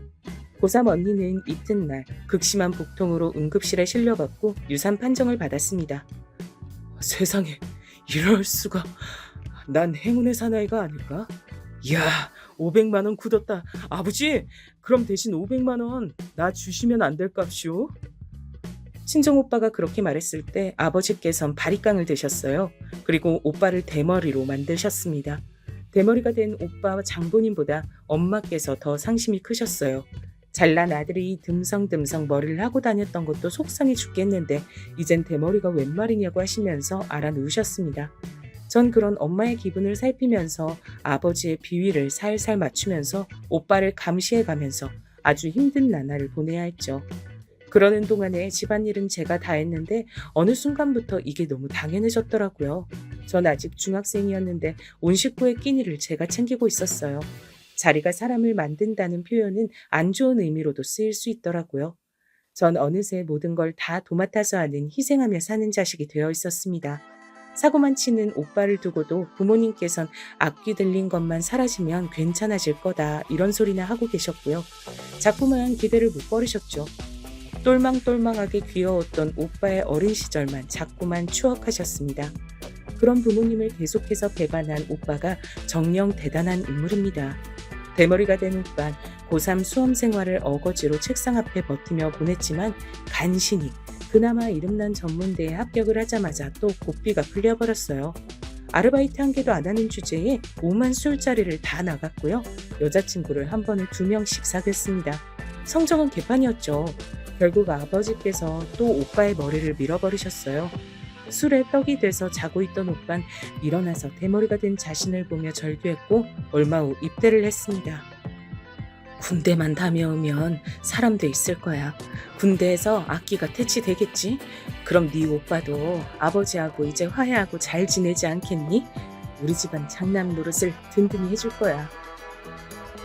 저는 고3 수험생이었는데 절 붙잡고 엄마께선 자꾸만 오빠에 대한 각종 하소연, 근심, 걱정, 기대 같은 것들을 늘어놓으셨어요. 제가 수험 공부는 잘하고 있는지, 건강은 어떤지 그런 건 하나도 안 궁금하신 거냐고 엄마께 따지고 싶었습니다. 제가 비록 오빠처럼 괜찮은 얼굴로 태어나진 못했어도 어릴 때까지만 해도 예쁨도 꽤 받고 애교 많고 활달한 성격을 자랑하던 아이였는데 도대체 어느새 이렇게 한껏 주눅이 든 아이가 돼버린 건지 스스로도 의문이었고 씁쓸했습니다. 친정 부모님을 걱정시키고 힘들게 하고 싶지 않다는 제 생각이 그렇게나 잘못된 것이었는지 저도 그냥 오빠처럼 열심히 사고나 쳤어야 관심과 애정을 받을 수 있었던 것인지 그게 궁금할 지경이었죠. 심지어 제 수능 전날에도 친정 부모님께선 이제 본격적인 추위가 시작되는데 오빠가 군 생활을 잘 하고 있을지 걱정이라고 하셨습니다. 내일 저 수능 보는 날이라 지금 이렇게 갈비 먹는 거 아니에요? 모처럼 이런 자리면 오빠 얘기 좀 안 했으면 좋겠어요. 오빠만 주인공이고 전 뭐 평생 들러리예요? 연정아, 절대 그런 건 아니고 넌 늘 알아서 잘하는 똑똑한 딸이잖아. 그래서 그런 것뿐이야. 절대 오해하지 마. 우린 너희 남매를 똑같이 사랑하는데 네가 오해하면 마음이 아프지. 그래, 네 아버지 말이 맞아. 네가 오해하면 우린 어떡하니. 내일 수능 잘 보고 대학도 잘 가길 바란다. 든든한 우리 딸 파이팅이야. 저는 왜 두 분이 제 말에 그냥 급히 얼버무리시는 것처럼 들렸을까요? 그런 서운함을 안고 전 제가 수능을 엄청 잘 봐야 한다며 각오를 다졌지만 전날 갈비를 먹으러 갔던 게 잘못된 선택이었는지 시험 도중에 속이 불편해서 신경이 자꾸 쓰였습니다. 결과는 평소 실력보다 못 나왔죠. 너무 슬펐으나 그래도 저 정도면 괜찮은 대학에 도전장을 내밀어 볼 만했어요. 그러나 부모님께선 제가 학비가 덜 드는 대학에 가길 바라셨습니다. 집안 사정이 제 생각보다 많이 안 좋은 모양이었어요. 제가 염려할까봐 그간 돈 얘기를 안 했다고 하시더군요. 돈 걱정 없이 살았던 과거만 제가 너무 떠올리고 있었나 보더라고요. 어느새 저희 집은 형편을 걱정해야 하는 처지가 돼 있었습니다. 저는 결국 눈을 낮춰서 장학금을 받을 수 있는 대학을 선택했어요. 그래도 내 덕분에 부모님이 얼굴에 주름 하나 덜 생긴다고 여기면 나쁘진 않아. 서운한 마음은 뒤로하고 저는 저희 가족 모두를 위한 길을 선택하며 나아가는 게 맞다고 생각했습니다. 하지만 제가 열심히 노력하면 뭘 하나요? 오빠가 다 망쳐놓는데 말이죠. 군대에서 악기가 퇴치되긴커녕 새로운 악기가 들려서 사위에 나왔습니다. 군대에서 친해진 인물들이 각자 사업병과 음악병에 걸린 작자들이었던 겁니다. 오빤 웬 외국 음악에 심취해서 그런 걸 만들겠다고 했어요. 음악을 만들며 자기 사업을 하는 게 목표라고 했습니다. 부모님께선 그나마 뭐라도 하겠다고 하는 점에서 긍정적인 면모를 보셨다고 했어요. 저 대목에서 대체 어느 부분이 긍정적인 거지? 다들 이상해. 이러다 오빠가 완전히 패가망신하는 건 아닐까? 난 그 생각이 먼저 드네. 전문대 졸업장을 맞았다고 일단 직장 생활부터 하고 그러고 나서 사업에 도전해보라는 게 부모님의 지극히 현실적인 제안이었습니다. 그러나 오빠는 대뜸 대출부터 받았습니다. 야, 이건 너만 알고 있어라. 내가 수제사탕 사업을 이제 시작할 거거든. 사업? 수제사탕? 오빠 진짜 돌았어? 집안 살림 다 거덜내고 싶어서 환장한 거야? 아이, 우리 집 돈으로 하는 거 아니거든. 은행 돈으로 하는 거야. 그니까 우리 집엔 타격 없어. 야, 잔말 말고 네 친구 중에 어디 좀 여성스럽고 귀여운 감각을 가진 능력자 없냐? 수제사탕 홍보하는 디자인을 만들려면 인력이 필요해. 그런 인력은 전문가를 고용해야지. 오빤 발상 자체가 이상해. 그리고 은행동이면 그건 안 갚아도 되는 거야? 아니잖아. 제발 정신 좀 차려. 그러다 진짜 망한다고. 야, 너 내가 안 망하기만 해봐. 그땐 네 코를 납작하게 만들어줄게. 넌 하여간에 오빠에 대한 예의가 없어. 하지만 코가 납작해진 건 오빠 쪽이었죠. 사업 시작하고 10개월 만에 폐업했어요. 대출받은 금액 이상으로 빚이 생겨 있었고요. 몰래 대출받아서 사업 시작했다는 사실 자체도 놀라운데 쫄딱 망하다니. 충격받으신 아버지께선 결국 암이 재발되고 말았습니다. 진짜 미칠 것 같았어요. 오빠란 존재가 저희 집을 다 갉아먹고 있었습니다. 눈물로 밤을 지새우면서도 엄마께선 여전히 우리 장남이 정신만 차리면 다 잘 될 거다 이러고 계셨고요. 전 대학 졸업하자마자 바로 취업부터 했고요. 물론 대학 생활 도중에도 알바를 쉰 적이 없었습니다. 제가 안 벌고 안 모으면 제 미래는 없을 것 같았거든요. 저는 아직 대학 입학을 앞두고 저희 집에 돈이 없다는 충격적인 사실을 부모님께 들었을 때의 참담함이 가시지 않은 상태였고요. 상황 파악을 냉정하게 마치고 죽기 살기로 돈을 번 거죠. 오빤 그런 주제에 반반한 생김새 하나 무기 삼아 여자친구들을 계속 만들며 놀러 다녔습니다. 부모님께선 지난 날을 슬슬 후회하기 시작하셨고요. 돈 벌고 모으고 부모님께 돈 보태고 이런 과정만 반복하며 숨이 막힐 지경이었던 전 제 고단함을 나눠 가지길 자청하는 남자를 만났고 불이 붙어서 결혼에 골인해버렸습니다. 그 남자는 사실 오빠의 고등학교 동창이었어요. 오빠가 처음에 놀러 다니는 재미에 눈에 띌 때 함께 무리를 지었던 사람이기도 했죠. 하지만 뒤늦게 정신을 차려서 공부에 매진한 결과 괜찮은 대학을 갔고 그 이후 쭉 성실하게 살아온 인물이었습니다. 오빠의 끝없는 사고뭉치 행각을 안타까워하기도 했고요. 저와 비슷한 감상을 가지고 있었기에 통하는 게 있었던 겁니다. 살짝 덩치가 있었던 그 남자는 마치 곰 같은 인상을 풍겨서 든든하게 느껴졌죠. 부모님께 결혼하겠다고 졸랐고 얼른 저라도 안정된 과정을 꾸려서 사는 모습을 내심 보고 싶으셨던 건지 두 분은 허락해 주셨어요. 제 결혼식에 건강히 참석해야 한다며 아버지께서도 엄청 힘을 내셨고요. 여기까진 모든 게 좋았습니다. 갑작스런 제 결혼 소식에 당황하던 오빠의 넛빠진 얼굴도 아주 통쾌하게 볼만했었고요. 하지만 세상엔 친구 따라 강남 간다는 말이 있지? 내 친오빠를 애초에 나쁜 길로 빠져들게 만들었던 원흉, 그 일당 중 한 명이었으니 근본이 괜찮을 리가 없는 거잖아. 끼리끼리 어울린다는 법칙은 정말 대단하구나. 아담한 빌라의 신혼집에서 서로만 바라보고 의지하며 시작한 결혼 생활. 처음 한 달 정도만 좋았던 것 같네요. 그 남자는 집안일에 손 하나 까딱을 안 했습니다. 본인은 양말 한 짝도 세탁 바구니에 직접 넣어본 적이 없다네요.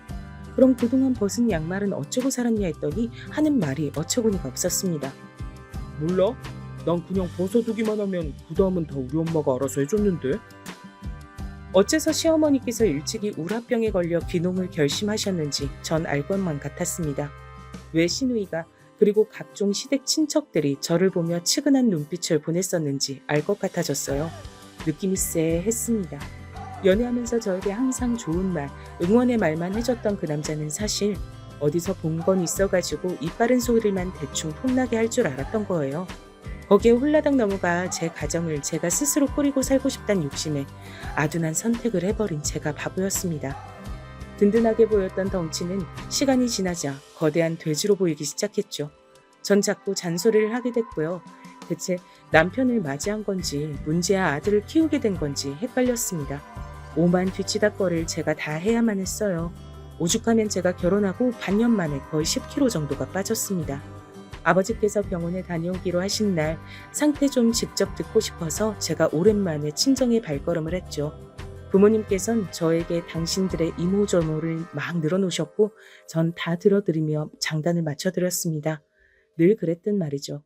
모든 걸 다 들어드리고 해결하려고 애쓰는 자식, 제 역할 말이에요. 근데 친정 오빠가 제가 이미 가서 없는 줄 알고 슬그머니 늦은 시각에 귀가하다가 집 앞에서 딱 마주쳤어요. 너 아직도 안 갔냐? 집에 왜 이렇게 늦게 들어가? 날이 깜깜한데 여자애가. 오빤 세월이 흘러도 말하는 모양새가 어쩜 이렇게 한결같아? 나보면 잔소리 들을까봐 그게 걱정은 되셨나봐? 됐네요. 나 지금 잔소리할 기력도 없어. 가만히 있어보자. 너 왜 이렇게 말랐냐? 웨딩드레스 입는다고 이틀 쫄쫄 굶었을 때보다 더 마른 것 같은데? 무슨 일이 있었어? 아니 왜 못 본 사이에 개뼈다귀 몰골이 된 거야? 부모님도 안 물어보셨는데 사고뭉치, 모든 일의 원흉, 악귀 그 자체인 오빠가 왜 하필 저의 불행을 알아차린단 말입니까? 전 이 상황 자체가 짜증나서 울컥해버렸어요. 물어보면 뭐 어쩔 건데? 오빠가 지난 세월 망쳐놓은 게 몇 개고 친사고가 몇 갠데 내가 결혼해서 스트레스 받고 머리 잡아 뜯으며 사는 게 뭐가 그렇게 큰일이라고 이래? 난 아무렇지도 않아. 오빠 때문에 웬만한 일은 면역이 돼 있거든. 자존심 상하게도 전 외치면서 엉엉 울어버렸어요. 그리고 집에 가서 제 남편이라는 남자에게 내 초콜릿 네가 먹었냐? 이딴 소리나 들었습니다. 울고 난 제 얼굴은 안 보였던 모양이에요. 너무 열받아서 엄청 말싸움을 해버렸죠. 그러자 그 남자는 저를 한 대 치려고 했습니다. 주먹을 제 코앞까지 들이밀었다가 이를 갈면서 대신 분풀이로 액자들을 다 깨버렸어요. 전 방에 들어가 문 잠그고 울면서 잠들었습니다. 일부러 새벽같이 출근을 해버렸고요. 근데 오빠가 그 신혼집에 침입해서 술에 절어 늦잠을 자고 있던 그 남자의 머리를 바리깡으로 싹 다 밀어버렸어요. 그리고 자기 지인들한테 그 남자가 쓰레기라고 소문을 쫙 내버렸습니다. 능력 없는 사고뭉치여도 남자고 여자고 가리지 않고 주변에 사람은 항상 많았던 오빠였기에 그 남잔 삽시간에 자기 회사에도 소문이 다 퍼지게 됐어요. 그 남자가 오빠를 고소한다고 했죠. 홍박 먹게 해주겠다 그랬어요. 고소해라. 야, 나는 머리 나빠서 법 그런 거 몰라. 맘대로 해. 근데 이왕 콩밥 먹을 거면 그 이전에 업적을 좀 남기고 싶네. 너 내가 끝장낼 거다. 감히 네가 내 동생을 해골로 만들어? 절대 용서 못해. 너 반드시 내가 끝장낸다. 친정오빠가 답이 없는 사고뭉친 건 그 남자도 알고 있었죠. 무식한 사람이 어디까지 무서워질 수 있을지 가늠이 안 돼서 겁이 난 그 남잔 제발 저에게 이혼 좀 해달라고 빌기 시작했습니다. 그래서 전 이혼을 했고 그 남잔 멀리 이사를 했어요. 자기 모친이 귀농한 동네로 가서 함께 살겠다는 정보를 마지막으로 들었고요. 세상에나 잠시나마 제 시어머니셨던 그분이 얼마나 또 고생하며 지내실지 그게 눈앞에 훤해서 제가 다 죄송스러웠습니다. 짧지만 다사다난했던 제 결혼 생활이 막을 내린 후 부모님께선 조금 태도가 변하셨죠. 몸도 안 좋은데 나이까지 많이 먹었다고 스스로 내가 요새 위축 들어 산 건 아닌지 반성하게 됐다. 내 자식들 인생 아직 난 책임지고 싶은 한 집안의 가장이야.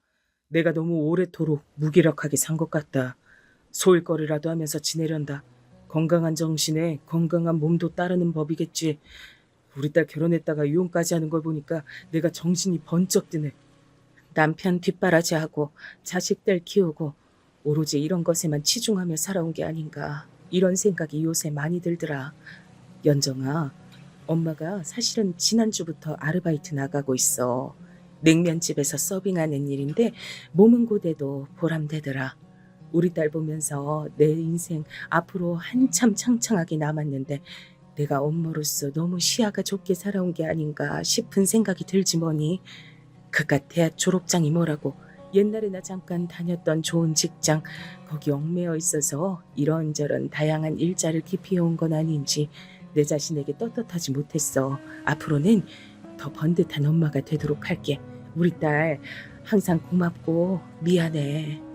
아버지 말씀에도 울컥했는데 엄마께서도 그렇게 말씀해 주시니까 주체할 수 없이 감정이 올라와서 결국 눈물을 찔끔 보이고 말았었죠. 맞아요. 사실 제가 그동안 바란 건 뭐 거창하고 대단한 게 아니었습니다. 우리 가족 아무 걱정 없이 평범하게 즐겁게 살았던 옛날 그때처럼 각자의 자리에서 최선을 다해 열심히 하루를 사는 것, 그것이면 좋겠습니다. 비록 오빠가 아직도 제대로 된 직장 하나 못 잡고 있다는 게 답답했지만 부모님께서 모처럼 두 눈을 빛내시는 것에 저는 즐거워졌어요. 결혼 생활 실패란 것이 저에게 그늘을 들이울 수는 없었습니다. 전보다 더 열심히 직장 생활을 하기 시작했죠. 오빤 간혹 음악을 진지하게 하겠다며 작업실 장만이니 뭐니 하는 헛소리를 해댔지만 부모님께선 이제 아예 그런 헛소리를 상대도 안 해주시기 시작했기 때문에 더 이상 제가 걱정이 되진 않았습니다. 대출을 받아서 또 말아먹든 말든 알아서 실패하고 알아서 회복하라는 것이 부모님의 입장이었습니다. 단호하고 냉담해진 부모님의 태도에 오빤 놀란 모양이었죠. 반대로 전 즐거웠고요. 힘을 내서 살다 보니 또 인연이 찾아왔어요. 다시 결혼을 한다는 게 저에겐 도전이었는데 남편이 무척 마음에 들어서 어쩔 수가 없었네요. 이유가 있었습니다. 우선 남편은 입이 짧았어요. 좋아하는 음식도 딱딱 정해져 있었고요. 그리고 살짝 결벽증이 있어서 정리정돈에 능했습니다. 이런 사람 특성상 성격은 조금 예민한 편이었고요. 탄탄한 직장에 재직 중이었는데 업무 스트레스도 잘 받는 성격이었습니다. 이런 면들만 보자면 여자들이 결혼 상대로 선뜻 선호할 만한 인간상은 아니죠. 그치만 전 이런 면들과 정반대의 면들만 가진 남자와 장렬하게 결혼 생활에 실패한 전적이 있는 사람이었습니다. 남편이 보면 볼수록 마음에 들었고요. 그리고 남편 또한 자기의 예민한 면들을 너무 마음에 들어 해주는 저에게 이끌렸습니다. 남편이 친탁을 했는지 시아버지께서 약간 그런 성격이었어요. 딱 봐도 내향적이셨고요. 눈빛에도 예민한 기질이 담겨 있었습니다. 그런데 놀라운 건 반면에 시어머니께선 말수가 많고 호들갑 떨고 이런저런 부시렁거림을 잘하는 분이었다는 거예요. 듣지 않니 옛날에 중매 결혼을 하신 모양이었습니다. 연애 결혼이었다면 과연 두 분이 결혼까지 가셨을까? 과연? 그 점이 무척 궁금했으나 입 밖에 내는 불상사는 저지르지 않았답니다. 남편의 여동생인 신우이는 외탁을 해서 자기 모친과 결이 비슷했고요. 그래서 남매가 안 친했죠. 남편이 애초에 신우를 상대도 안 해줬다네요. 당연히 제가 결혼 전적이 있다는 건 비밀이었습니다. 남편이 그러자고 했고요. 제가 꼭 숨겨야 하냐고 하니까 괜히 밝혀서 시끄러워지는 게 상상만 해도 피곤해서 자긴 견딜 수가 없다 그랬습니다. 그래서 제가 동의를 했죠. 시아버지께선 아들이 좋다는데 허락해야지 라며 저를 받아들여 주셨으나 시어머니께선 저를 보자마자 눈을 부라르셨어요. 아들 잘 키워서 대학 잘 보내고 직장 잘 얻게 해놨더니 이게 웬 날벼락이람. 우리 아들은 이것보단 훨씬 더 잘난 여자하고 붙여줘야 하는데 너무 그저 그런 여자인데 어떻게 우리 아들하고 짝을 이루게 둘 수가 있어. 이건 말도 안 되지. 전 순간적으로 이것으로 지칭당해서 좀 황당했어요. 근데 왠지 남편이 알아서 해줄 거라는 묘한 믿음이 있었고 그냥 겸손하고 수더분한 척을 하면서 입을 꾹 다물고 연신 고개를 숙이는 것이나 잘했습니다. 남편은 제 기대를 저버리지 않았죠. 단박에 해결을 한 건데요. 이튿날 위경련으로 응급실에 실려감으로써 모친의 반대표를 없애버렸습니다. 시어머니께서 저를 반대하시는 사실에 너무 스트레스를 받은 나머지 급성 위경련이 일어났거든요. 시어머니께선 기겁하셨고 남편은 너무 스트레스가 극심해서 아무것도 못 먹겠다는 말로 쐐기를 받았습니다. 그렇게 저희 부부는 아무 장애물 없이 결혼을 할 수 있었던 겁니다. 이제 역으로 시어머니께서 지친 얼굴을 하신 채 저에게 이런 질문까지 하시게 됐었죠. 우리 아들이 보통 예민한 게 아니라서 감당하기 힘들 텐데 정말 괜찮은 거 맞니? 네, 그럼요. 전 각종 힘든 상황이 보통 면역이 돼 있는 게 아니라서요. 뭐든 꿋꿋하게 잘 견뎌낼 자신 있습니다. 그래. 우리 아들이 왜 너랑 결혼하겠다고 난리 쳤는지 이제야 좀 알 것 같다. 사실 난 내 욕심에 그럴싸한 집안하고 사돈 맺고 싶었어. 근데 자식 마음이라는 게 내 뜻처럼 안 되네. 내가 이걸 받아들여야겠지. 부모 뜻처럼 자식이 안 된다는 거, 저희 집안에 그 강력한 예시가 존재했기 때문에 전 갑자기 시어머니를 향해 깊은 공감대를 형성하게 됐습니다. 첫인상은 결코 쉽지 않고 표독스러운 분으로만 봤는데 자식 문제로 전전긍긍하는 부모란 생각을 하고 나니까 별로 어렵게 여겨지진 않더라고요. 앞으로 시어머니와 잘 지내보고 싶다는 생각도 들었고요. 아, 제가 초반에 제 별명 얘기를 들었었죠? 이제 그 대목이 나올 차례네요. 드라마 중에 한 번 다녀왔습니다 라는 작품이 있었어요.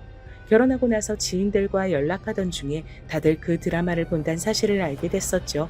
제목의 뜻은 결혼과 이혼 전적이 있다는 의미이고 제목의 줄임말이 한다다였는데요. 어쩌다 보니 제 별명이 되어버린 거예요. 제 성이 한씨거든요. 그리고 저도 이혼 전적이 있었으니까요. 지인들 사이에서 제 별명이 한다다가 됐다고 했더니 남편이 이걸 굉장히 재밌어했습니다. 절 걸핏하면 장난스레 한다다 이렇게 불렀었죠. 그렇게 재미를 들였는데 문제는 바로 이것 때문에 제 전적이 들통나고 말았단 거예요. 절 그렇게 부른다는 걸 시댁에서 목격한 신우가 뭔가 낌새를 느꼈는지 자꾸만 깨물었던 겁니다. 언니, 한 번 다녀오셨어요? 왜 오빠가 언니 별명을 그렇게 불러요? 아님 아니라고 정확히 말해줘요. 근데 그냥 말하지 말고 하늘에 맹세하고 말해주셨으면 좋겠네요. 제가 속으론 얘 왜 이렇게 집요해?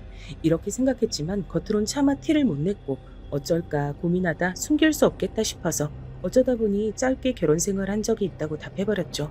전 제발 비밀로 해달라 그랬지만 입산 신우이는 당장 시어머니께 이 사실을 밝혔습니다. 시어머니께선 즉시 발작하셨어요. 이혼 경력이 있었다고? 그걸 어떻게 감쪽같이 숨기고 뻔뻔스레 결혼할 수가 있니? 무섭다, 무서워. 그 앞에서 죄인이 된 전 고개를 숙여야 했죠. 뭐 어쩌겠어요. 엎질러진 물이었습니다. 제가 과거를 들켰다는 걸 친정 식구들한테도 알렸는데요. 그러자 친정엄마께서 안타까워하시면서 자리를 만들고 싶다 하셨어요. 같이 냉면집에서 일하던 어떤 아주머니의 딸이 새로 카페를 오픈하기로 했는데 거기가 마침 시댁 근처였거든요. 개업한 곳에 얼굴을 비출 겸 그때 시어머니도 만나고 싶다고 친정엄마께서 그러시길래 제가 시어머니를 모시고 자리에 나갔습니다. 엄마께선 연신 저자세로 사과를 하셨어요. 저희 딸이 뭐가 잘못이겠나요? 다 엄마인 제가 부족해서 벌어진 일이죠. 절대 사돈을 기만하려는 의도는 아니었습니다. 제가 생각이 짧아서 진작 사실을 밝히지 못한 게 죄예요. 그 모습을 보면서 제 가슴이 찡했고 너무 속상했습니다. 엄마께서 오빠가 아닌 저를 위해 제 편을 들어주시는 모습 너무나도 꿈꿔왔던 것이었는데 막상 그런 상황이 되자 너무 서글펐어요. 그때 코로나 초창기였는데 엄마께선 정성스레 쇼핑백에 담아오신 마스크도 시어머니께 선물로 드렸습니다. 그걸 받으시고 시어머니께선 하시며 고개를 끄덕이셨죠. 힘든 코로나 시기에 오픈한 가게였기 때문에 한쪽 벽면에 앞으로 힘내서 장사하라고 글귀를 써서 메모를 붙이는 공간이 마련돼 있었습니다. 저희도 이왕 남기고 가자 싶었죠. 근데 친정엄마께서 고개를 갸웃하셨어요. 연정아, 밝은 미래라고 적어야 하는데 밝은 이거 어떻게 적지? 헷갈리네. 머리가 굳었나 봐. 그러자 시어머니께서 당황한 헛웃음을 터뜨리며 끼어드셨어요. 어머나, 사부인. 실례지만 그건 멀쩡히 교육과정 받고 살아온 사람이면 다 아는 거 아닐까 싶네요. 그런가요? 국민학교만 나와서 그런가 영 미흡하네요.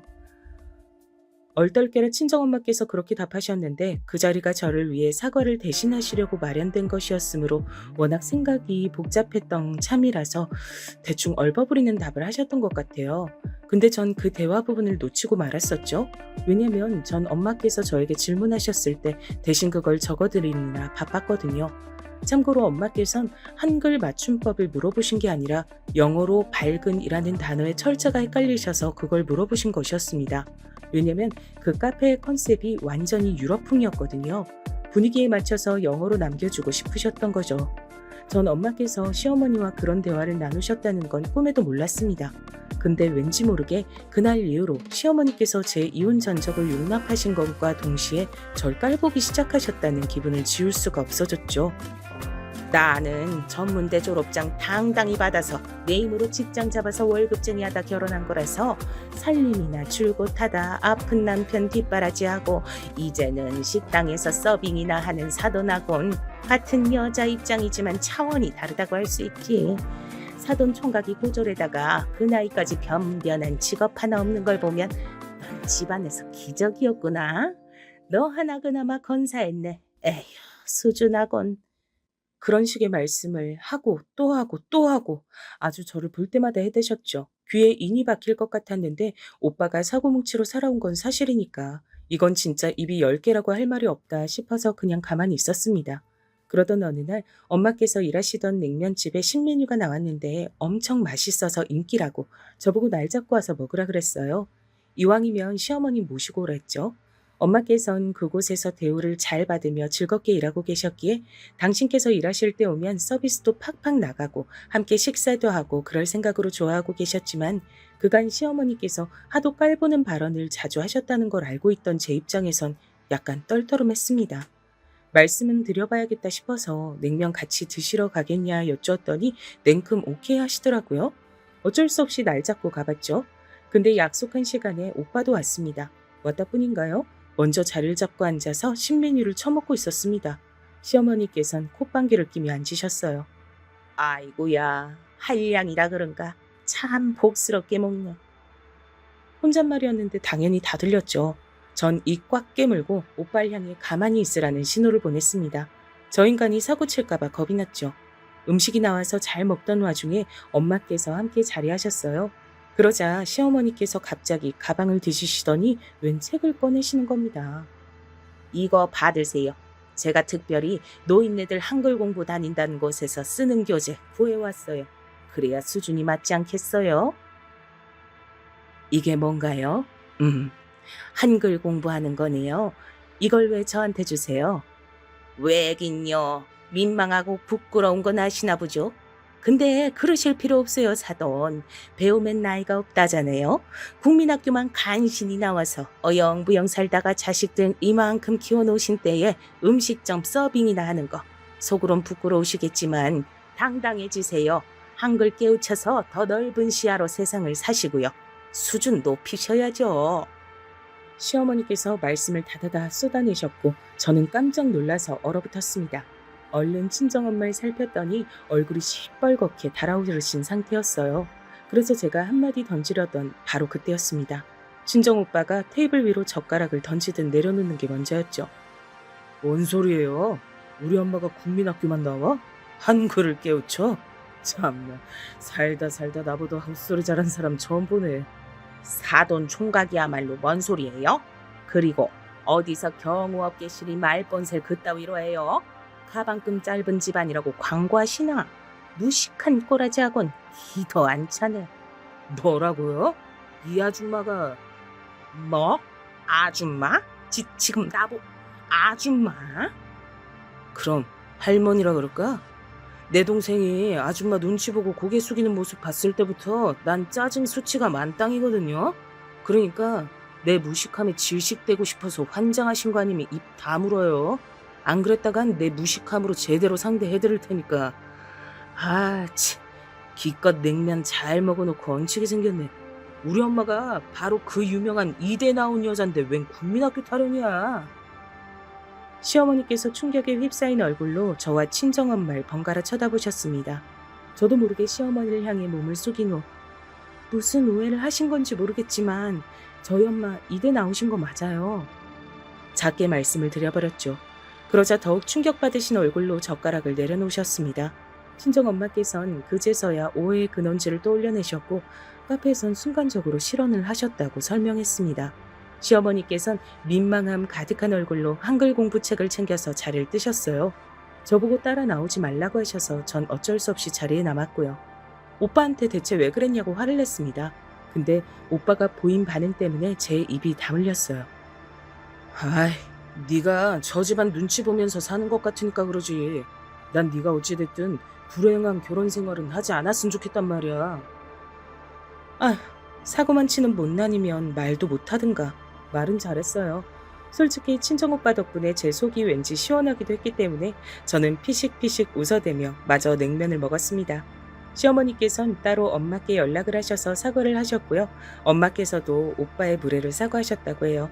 그 후로 시어머니께선 두 번 다시 제 친정을 얕잡아 보지 않으셨죠. 심지어 그날 이후로 3개월 뒤 오빠가 엄청난 인연을 만났거든요. 음악하겠다고 또 설치다가 새언니를 만났는데요. 새언니는 요새 표현으로 금수저였습니다. 워낙 잘나고 가진 것도 많아서 취미로 음악을 하던 중에 오빠를 만났고 다른 건 몰라도 오빠가 외관은 괜찮거든요.